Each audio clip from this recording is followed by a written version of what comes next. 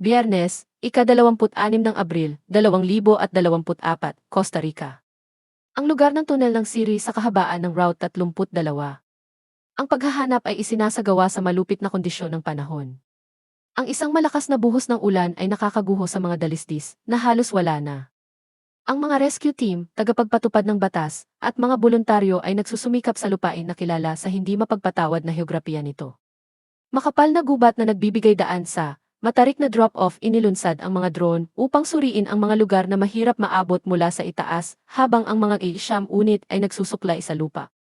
Pagkaraan ng ilang oras, nakakakuha ng pabango ang mga aso. Kasabay nito, ang mga drone operator ay nakakakita ng hindi pangkaraniwang bagay na nakatago sa siksik na mga halaman halos 1 milya mula sa pasukan ng tunel. Sinimulan ng isang dalubhasang koponan ang pagbaba sa bangin. Sa pamamagitan ng basang damo at gusot na underbrush, nakita ng mga responder ang katawan ng isang babae. Dito nagtatapos ang 7 araw na paghahanap para sa 33 taong gulang na si Kimberly Aria Granados. Ngayon ay sinisimulan na ng forensic team ang gawain ng pagtukoy kung paano siya napunta sa ilalim ng bangin na ito. Upang maunawaan kung saan nagsimula ang pagsisiyasat, kailangan nating i-rewind ang oras 7 araw mula sa pagtuklas ng tunel. Umaga ng ika-19 ng Abril, isang lalaki ang pumasok sa hudisyal na istasyon ng pulisya. Ito si Dave, ang asawa ni Kimberly. Nandyan siya maghain ng opisyal na ulat tungkol sa pagkawala ng kanyang asawa. Ang mga opisyal na nakaduty, nasanay na makita ang mga kamag-anak ng mga nawawalang tao sa pagkabigla, histerya, o ganap na disoryentasyon, ay agad na napansin ang isang bagay. Ang bisitang ito ay hindi kinakabahang binubuo. Walang panginginig sa kanyang boses.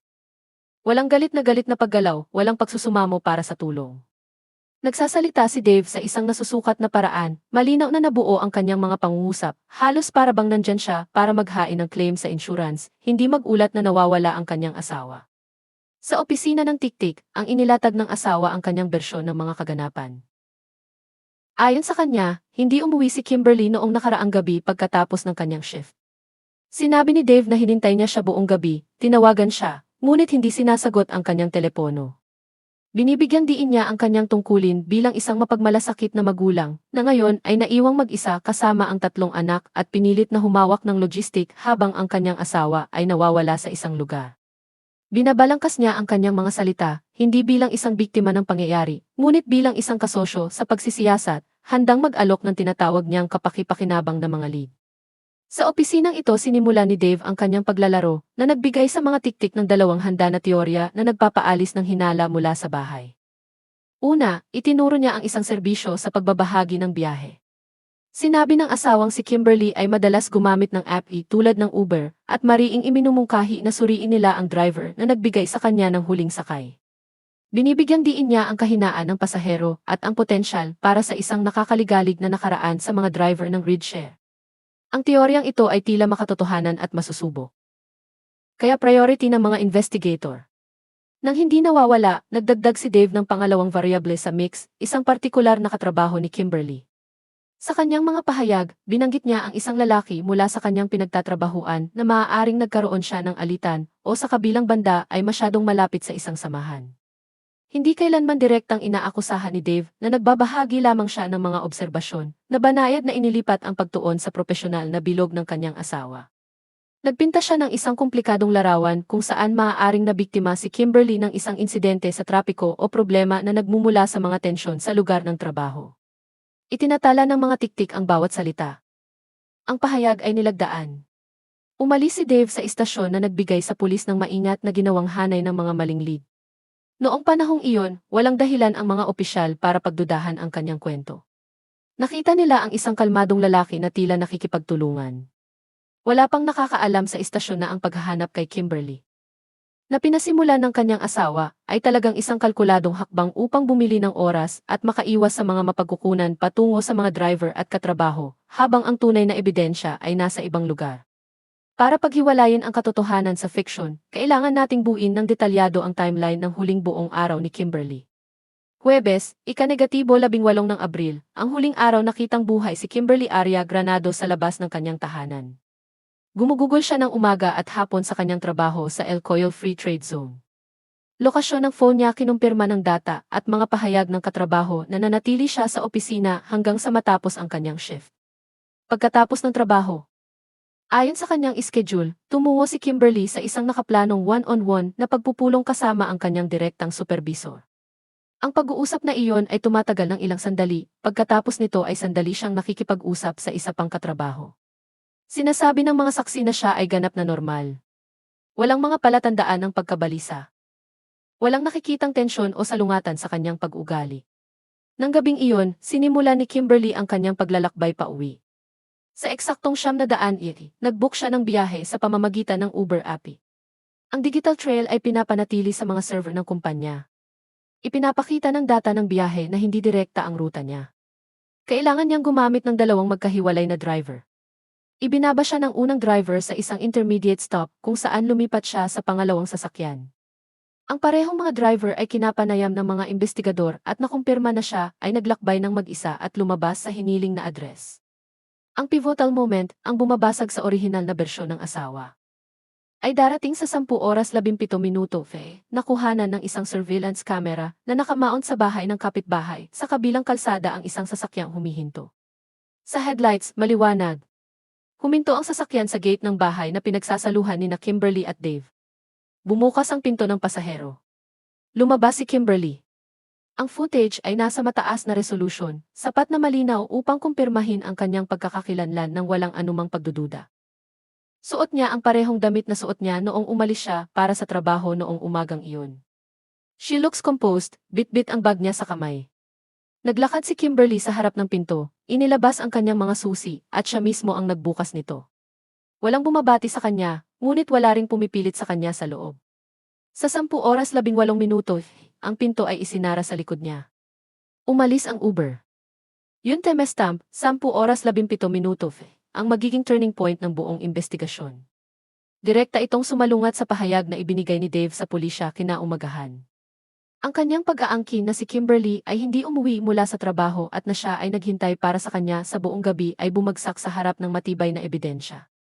Hindi nawala si Kimberly sa kanyang biyahe, ay hindi nawala sa ruta, at hindi napinsala sa isang pampublikong espasyo. Nakauwi siya ng ligtas, lumakad sa kanyang pintuan sa harapan, at nilock ito sa likod niya. Pagpasok sa dapat sanang pinakaligtas na lugar sa mundo, ang sarili niyang bahay. Upang maunawaan ang kahalagahan ng susunod na nangyari, kailangan nating ihambing ang footage sa opisyal na pahayag ni Dave. Sa paunang ulat na inihain noong ika-19 ng Abril, nagbigay si Dave ng isang detalyadong ulat ng kanyang mga aksyon noong gabing nawala si Kimberly. Ayon sa kanyang nakasulat na testimonya, nanatili siya sa bahay habang hinihintay ang kanyang pagbabalik. Sinabi niya na nagsimula lang siyang mag-alala malapit sa hating gabi. Kasama sa ulat ang isang tiyak na oras. Dave nakasaad na sumakay siya sa kanyang sasakyan at lumabas para hanapin si Kimberly sa ganap na 11 oras 40 minuto. Binuo nito ang imahe ng isang matyagang asawang umaasa oras bago kumilos. Ngunit nagre-record pa rin ang surveillance camera ng kapitbahay. At 30 minuto lamang pagkatapos na pumasok si Kimberly sa bahay, nakuhanan nito ang isang ganap na kakaibang kwento. Sa 10 oras 47 minuto, eksaktong 30 minuto pagkatapos lumakad si Kimberly sa pintuan, nagsimulang bumukas ang gate ng garahe. Bumunot ang isang silver sedan. Nasa likod ng manibela si Dave. Ang kotse ay hindi idle o naghihintay. Agad itong bumilis at nagmaneho off ang agwat sa pagitan ng naiulat na pag-alis ni Dave noong 11 oras 40 minuto at ang aktwal na footage na nagpapakita sa kanyang pag-alis ng 10 oras 47 minuto ay 53 minuto. Hindi iyon alaala pagkalipas. Ito ay hindi isang maliit na pagkakamali. Sinabi ni Dave sa mga investigador na nasa bahay pa rin siya noong panahong iyon na sinusubukang tawagan ang kanyang asawa sa pamamagitan ng telepono, ngunit ipinapakita ng ebidensya sa video na wala na siya. Ang nag-iisang katotohanang iyon ay muling nag-uri sa buong kaso. Ang mga investigador ay mayroon na ngayong isang makitid na pinakamahalagang window ng oras. Sa pagitan ng sandaling pumasok si Kimberly, 10 oras 17 minutos, at sa sandaling umalis ang kotse ni Dave sa garahe, 10 oras 47 minutos, 30 minuto na lang ang lumipas. Lahat na nangyari kay Kimberly ay nangyari sa loob ng maikling bintanang iyon. Gumuho ang kwento ng isang asawang naghintay hanggang hating gabi para kumilos. Hindi siya hinanap ni Dave. Alam niyang nakauwi na siya. At umalis siya ng bahay pagkarating niya. Ngayon, kailangang malaman ng mga tiktik kung saan eksaktong nagpunta si Dave ng gabing iyon. kung ang layunin ng kanyang late drive ay hindi upang hanapin ang kanyang asawa. Nang huminto si Dave mula sa driveway noong 10 oras 47 minuto, hindi siya tumuloy sa downtown upang maghanap sa mga lansangan. Ang data ng traffic camera ay nagpapahintulot sa mga otoridad na subaybayan ang kanyang ruta ng may katumpakan. Ang sasakyan ay tumungo palabas ng lungsod patungo sa isang toll expressway na dumadaan sa Bulubundukin, kakaunti ang populasyon na lugar. Sa eksaktong hating gabi, isang mahalagang piraso ng ebidensya ang naitala. Papalapit ang sasakyan sa isang toll plaza. Maliwanag sa itaas ang mga lighting at high-resolution na kamera ay nagbibigay sa mga investigator ng isang malinaw, walang harang na view sa loob ng cabin. Kitang-kita si Dave sa likod ng manibela. Mag-isa lang siya sa driver's seat. Walang laman ang upuan ng pasahero sa harap, ngunit ang upuan sa likuran ang agad na nakakakuha ng atensyon ng mga analyst. Kinukuha ng kamera ang isang malaking bagay sa loob ng sasakyan. Ang nakahiga sa likurang upuan ay isang malaking hugis na ganap na natatakpan ng puting tela o sheet. Ang balangkas ay walang matalim na anggulo at sumasaklaw sa halos buong lapad ng upuan. Sinusuri ng mga video forensic specialist ang footage frame. Batay sa laki at mga contour sa ilalim ng tela, ang bagay ay pare-pareho sa mga sukat ng katawan ng tao. Dumadaan ang kotse sa toll booth at nawala sa kadiliman ng highway, patungo sa isang lugar na kilala sa makakapal na tropikal na mga halaman at matarik na bangin. Makalipas ang halos 1 oras at kalahati, muling ni-record ng mga kamera sa parehong toll plaza ang sasakyan. Dumaan si Dave muli ang gate, sa pagkakataong ito ay pauwi na. Ang kalidad ng imahe ay nagbibigay daan sa mga investigator na suriin muli ang interior. Ang kaibahan sa pagitan ng dalawang pag-record ay hindi maikakaila. Wala nang laman ang upuan sa likod. Ang dalawang sandaling ito, ang papalabas na biyahe na may nakatagong karga, at ang paglalakbay pabalik na walang laman, ay naging biswal na patunay ng ang pagtatapon ng isang katawan. Ang oras na nawala si Dave at ang heograpikong link sa ruta 32 ay mabilis na nagpapaliit sa lugar ng paghahanap. Higit sa lahat, kinukumpirma nila kung ano ang sinimulang hinala ng mga investigador. Isinagawa ang paghahanap sa nawawalang asawa. Noong gabing iyon, hindi hinahanap ni Dave si Kimberly. Tinatago siya. Habang sinusuklay ng mga tagapagpatupad ng batas ang lupain at ang mga voluntaryo ay nag-post ng mga flyer, ang pagsisiyasat ay lumipat sa digital realm. Kinuha ng mga espesyalista ang mga elektronikong device at humiling ng cloud-based na data. Isang pagsusuri sa online na aktibidad ni Dave noong umaga ng ika-20 ng Abril, ang araw pagkatapos niyang ihain ang ulat ng nawawalang tao, ay nagsiwalat ng kanyang tunay na mga prioridad. Samantalang ang opisyal na salaysay ay nagmungkahi ng asawang umaasa na mahanap ang kanyang asawa na buhay.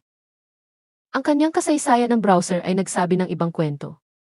Sa 9 oras 30 minuto sa halip na maghanap ng mga numero ng ospital o rescue services, nag-type si Dave ng isang partikular na query sa search bar. Gaano katagal nabubulok ang isang katawan sa isang tropical na klima? Sa sandaling iyon, sa iba pang bahagi ng lungsod, si Kimberly ay itinuturing pa ring nawawala. Si Dave ay hindi naghahanap ng mga paraan upang makahanap ng isang tao.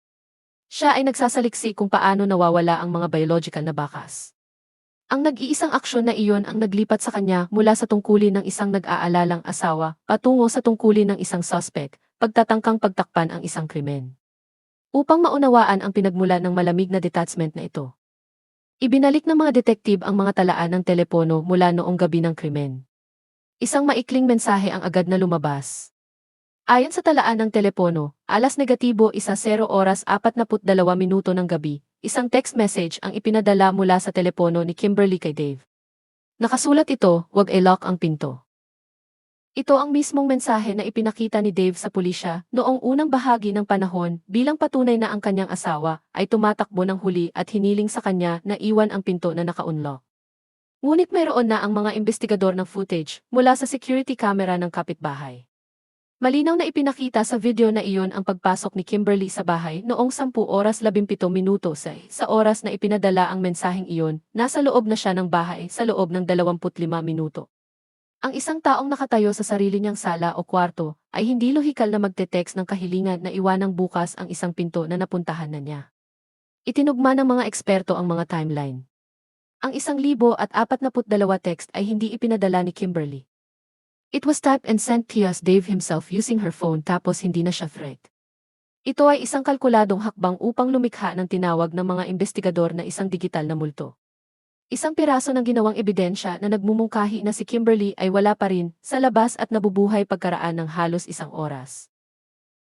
Ngunit tulad ng mga highway camera, ang teknolohiya ay tumalikod sa taong sinusubukang gamitin ito upang lumikha ng alibi. Upang maunawaan ang dahilan sa likod ng lahat ng ito, kinailangan ng mga detective na mag-zoom out mula sa isang linggong iyon noong Abril at mas malalim na tingnan ang nakaraan ng pamilya. Isang kwento na nagsimula noong 2010. Ang mga talaan sa pananalapi at mga tax return ay nagsabi sa malinaw na kwento tungkol sa dinamika ng sambahayan. Sa loob ng mahigit isang dekada, si Kimberly ang nag-iisang tagapagbigay ng pananalapi ng pamilya.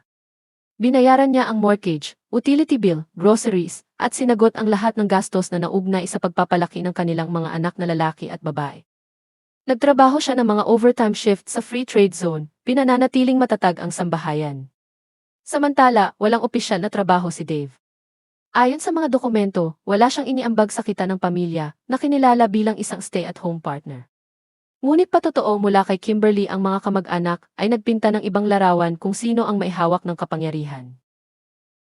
Sa mga panayam ng pulisya, inilarawan ng ina ni Kimberly ang isang pattern ng kabuuang kontrol na ipinatao ni Dave. Ayon sa kanya, sistematikong ibinukod ni Dave si Kimberly sa labas ng mundo. Pinamahalaan niya ang kanyang schedule, tiningnan ang kanyang mga tawag sa telepono, at hinarangan siya na makita ang pamilya. Sa loob ng maraming taon, pinanood siya ng mga mahal sa buhay ni Kimberly na lumayo, ngunit ang anumang pagtatangka na mamagitan ay isinara. Pinananatiling selyado ni Dave ang bahay laban sa impluensya ng labas. Nagsimula ang krisis ilang linggo bago nawala si Kimberly. Inihayag niya ang kanyang desisyon na maghain ng diborsyo. Ang nag-iisang hakbang na iyon ay nagbanta upang malutas ang lahat. Sa ilalim ng mga tuntunin ng kanilang prenup at mga lokal na batas sa ari-arian, ang diborsyo ay hindi lamang nangangahulugan ng pagtatapos ng isang relasyon. Binabaybay nito ang pagkasira ng pananalapi para kay Dave. Mawawalan siya ng akses sa kita ni Kimberly, ang karapatang manirahan sa bahay na binayaran niya, at anumang kontrol sa kanilang mga anak na lalaki at babae. Kinumpirma ng mga saksi ang pag-uusap ng paghihiwalay ay mabilis na umakyat sa mga banta. Sinabi ni Dave kay Kimberly na hindi niya ito papayagang umalis at hinding-hindi niya kukunin ang mga bata. Hindi ito binigyang kahulugan ng mga investigador bilang selos o dalamhati. Nakita nila ito bilang kalkuladong reaksyon ng isang tao na napagtanto na ang kanyang lifeline ay pinutol. Sa loob ng balangkas na iyon, ang krimen ay nagiging ibang bagay. Isang paraan upang mapanatili ang pinaniniwalaan niyang mga ari-arian niya. Walang asawa ibig sabihin walang diborsyo. At kapag wala na si Kimberly, ang bahay, ang pananalapi at pag-iingat ay magiging default sa nabubuhay na asawa. Balik tayo sa ang timeline ng Abril 19. Pagkatapos umalis sa istasyon ng pulisya, gumawa si Dave ng isang serye ng mga hakbang na sa panahong iyon ay hindi nagtaas ng anumang pulang bandila. Ngunit sa kalaunan ay magiging mahalaga sa paglalahad ng buong saklaw ng krimen. Umuwi siya, kinuha ang mga gamit ng kanyang 3 anak na lalaki at babae, at mabilis na inihatid ang mga ito sa bahay ng kanyang kapatid na babae. Sa ibabaw, tila isang makatwirang hakbang. Isang ama na pinoprotektahan ang kanyang pamilya mula sa emosyonal na epekto ng isang pagsisiyasat ng nawawalang tao. Nanatili ang mga bata sa pangangalaga ng kanilang mga tiyahin, ngunit nang ikumpara ng mga investigador ang paglipat na ito sa mga record ng sasakyan, natuklasan nila ang isang nakakagambalang pattern. Ang kotseng nakita sa mga highway camera noong gabing iyon, ang may dalang nakatakip na bagay sa likurang upuan, ay hindi nakarehistro kay Dave o Kimberly. Ang sasakyan ay pagmamay-ari ng kapatid ni Dave. Pinahiram niya ito sa kanya isang araw bago ang ika-18 ng Abril. Ibig sabihin, binigyan niya siya ng malinis na sasakyan, isang hindi direktang nakatali sa tahanan ng biktima. At ang katotohanan na ang kotse na ito ay nakapark sa garahe ng mag-asawa sa gabi ng insidente ay malakas na iminungkahing premeditation. Ang nagsimula bilang hinala na hindi ito spur of the moment na pagkilos ay naging malapit sa katiyakan ng mabawi ng mga investigador ang mga tinanggal na mensahe mula sa isang lumang archive. Kabilang sa kanila ang isa na ipinadala ni Dave sa isang malapit na kaibigan ilang buwan bago ang insidente. Sa loob nito, inilatag niya ang isang nakakagambalang hypothetical. Kung susubukan niyang umalis, ilalabas ko siya at kukunin ng kapatid ko ang mga bata. Parang nakasulat na pag-amin ang mensaheng iyon at ang senaryo na inilarawan niya, naglaro ito ng buong katumpakan. Naalis si Kimberly sa eksaktong sandali na sinubukan niyang umalis. Ang kanyang katawan ay dinala sa kanyang kapatid na babae. sasakyan, at tulad ng ipinangako sa mensahe, ang mga bata ay napunta sa kanyang pangangalaga. Legal at logistically, gumana ang plano ni Dave. Ngayon, kailangang patunayan ng mga taga-usig na ang kanyang kapatid na babae ay hindi lamang isang tagamasid, ngunit isang aktibong kalahok. Noong ika-25 ng Abril, 6 na araw pagkatapos maihain ang ulat ng nawawalang tao, nagbago ang legal na katayuan ni Dave. Nakakuha ng warrant ang pulis at pumasok sa bahay na dati nang hindi nalilimitahan. Hindi na ito itinuturing na tirahan ng isang nag-aalalang asawa, ngunit bilang posibleng pinangyarihan ng krimen. Nagsimula ang mga forensic investigator sa isang visual sweep. Walang batik ang bahay. Walang nakabaligtad na kasangkapan, walang sirang gamit, walang senyales ng pakikibaka. Ang mga sahig ay na-scrub, ang mga ibabaw ay kumikinang. Para mas malalim na suriin, inilagay ng mga espesyalista ang luminol, isang kemikal na nakakakita ng mga bakas ng dugo kahit na matagal na itong natanggal.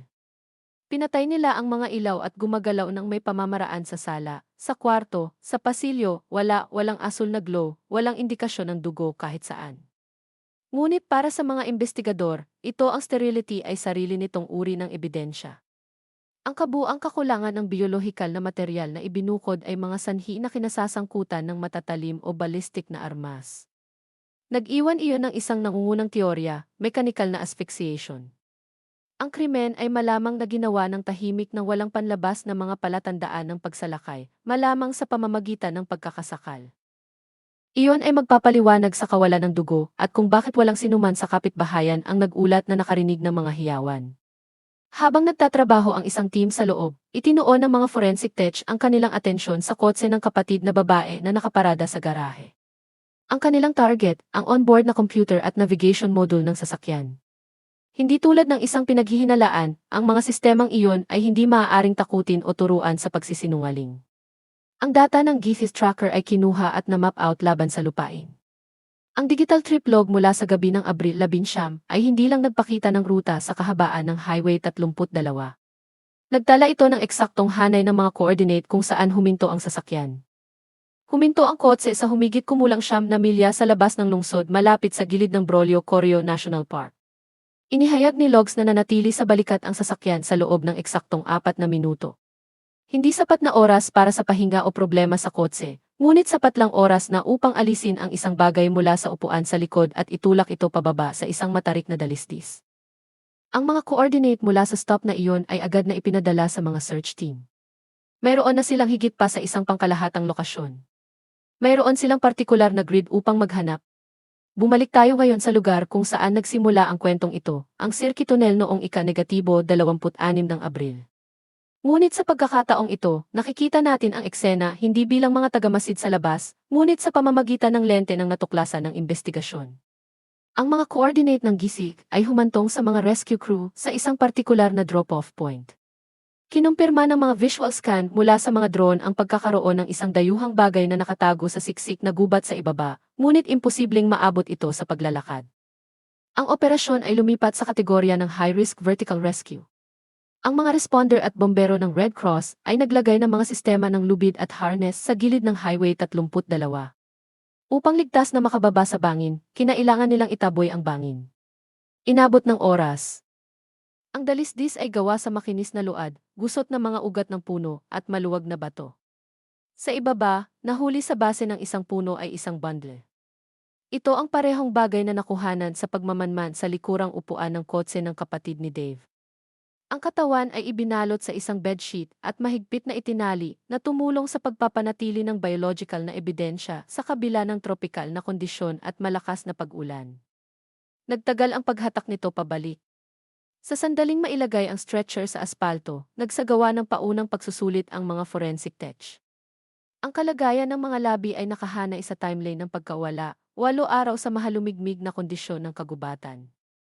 Sa kabila ng mga palatandaan ng agnas, nagawang kumpirmahin ng mga investigador ang pagkakakilanlan batay sa mga pisikal na katangian at huling nakitang suot ni Kimberly sa video mula Abril 18.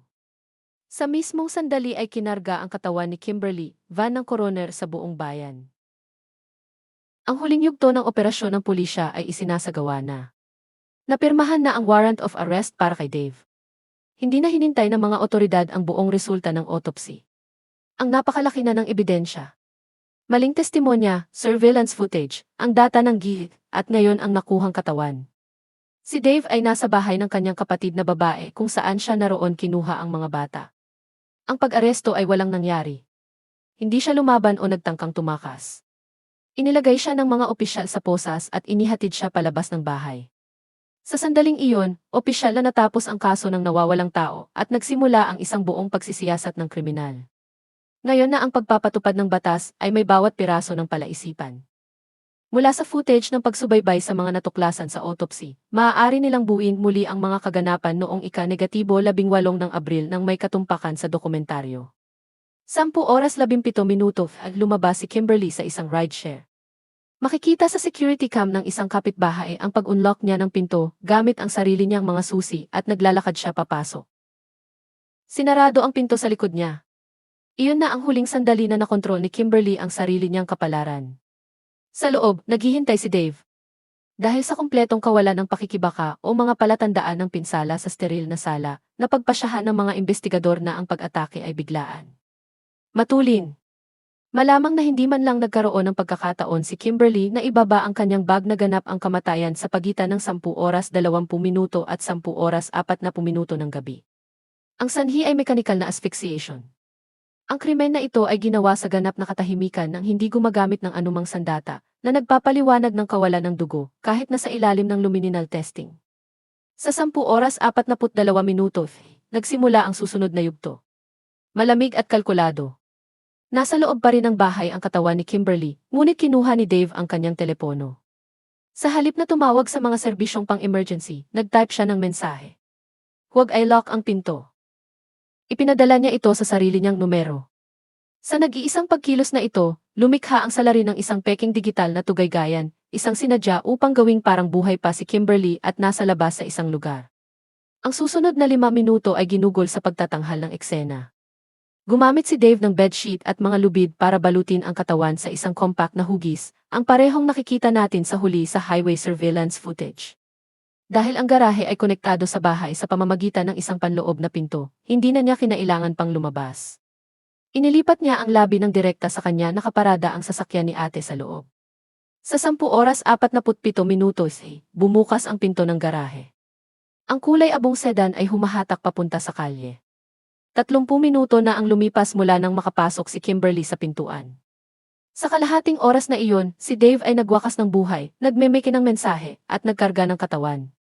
Dinala siya ng ruta sa bayan palabas patungo sa Highway 32. Sa eksaktong hating gabi, nakuna ng mga toll booth camera si Dave sa manibela na may kasamang bagay sa likurang upuan. Pagkalipas ng 14 na kilometro, sa isang tiwangwang na seksyon ng isang pambansang parke, huminto ang kotse.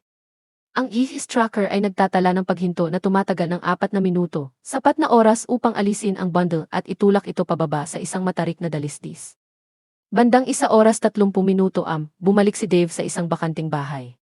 Malinis ang backseat. Natulog lang siya para magising makalipas ang ilang oras at pumasok sa kanyang bagong tungkulin.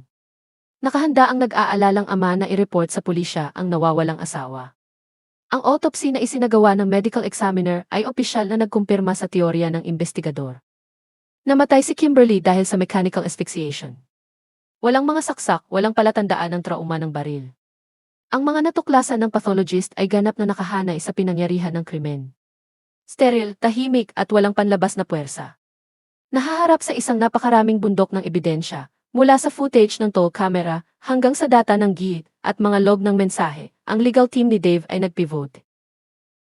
Napagtatanto na walang paraan upang hamunin ang teknikal na patunay sa korte, ang depensa ay pumasok sa plea negotiations. Pumayag si Dave na umamin ng guilty kapalit ng pagbabawas ng prosekusyon sa paghahabol nito sa maximum sentence. Ang legal na diskarte na ito ay nakatagpo ng matinding pagtutol mula sa pamilya ni Kimberly. Ang kanyang mga magulang at kapatid na lalaki ay nagpahayag ng kanilang mga kahilingan para sa isang buong pagsubok, na nangangatwiran na ang malamig na pagpaplano at walang pusong panlilinlang na ipinakita ni Dave sa panahon ng pagsisikap sa paghahanap ay nagbigay katwiran sa pinakamahirap na sentensya na pinapayagan ng batas. Ngunit ang pinakamapait na kabalintunaan ng kasong ito ay hindi natagpuan sa panahon ng bilangguan. Ito ay sa nangyari sa mga bata. Ang huling bahagi ng plano ni Dave, ang inilatag buwan na ang nakaraan sa isang tinanggal na mensahe sa isang kaibigan ay tahimik na isinagawa bilang default. Sa oras na siya ay naaresto at si Kimberly ay wala na, ang mga minero ay tumutuloy na sa kanilang mga tiyahin. Kay Dave kapatid na babae, ang parehong tao na ang kotse ay ginamit upang ilipat ang katawan. Kasunod ng protokol, iniwan ng mga child service ang mga bata sa mga pinakamalapit na kamag-anak sa dugo, ang mga nagtitirahan sa kanila noong mga araw pagkatapos ng krimen. Ang pamilya ni Kimberly ay naglunsad ng isang matagal na legal na labanan, sinusubukang hamunin ang desisyon at itinuro ang hindi direktang pagkakasangkot ng kapatid na babae sa pagtatago ng ebidensya. Ngunit sa pagtatapos ng investigasyon, nanatili pa rin ang mga bata sa pangangalaga ng pamilya ng salarin. Naputol na ngayon si Dave sa lipunan, ngunit patuloy na hinuhubog ng kanyang mga pagpipilian ang buhay ng mga naiwan. Sarado na ang investigasyon. Ang kriminal ay natukoy na, ngunit ang hustisya sa pinakapantaong kahulugan ay hindi na ibalik. Si Kimberly, na ilang taon nang sumuporta sa kanya pamilya at nakipaglaban upang mabawi ang kanyang kalayaan, binayaran ang pagtatangkang iyon sa kanyang buhay. At ang kanyang mga anak na lalaki at babae ay nananatiling nakulong sa mundong binuo ng kanilang ama.